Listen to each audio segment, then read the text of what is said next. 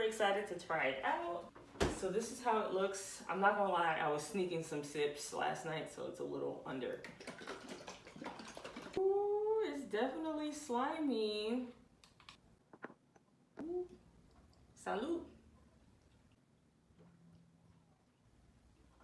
Wow. That tastes so good. I think I like this mixture. You literally don't even taste the okra. The sliminess, it's not bad. It kind of, I feel like it would only be nasty if this was warm. But the sliminess, it's not bad at all. This is literally a 10 out of 10. I would recommend this recipe. I hope that you guys give this a try.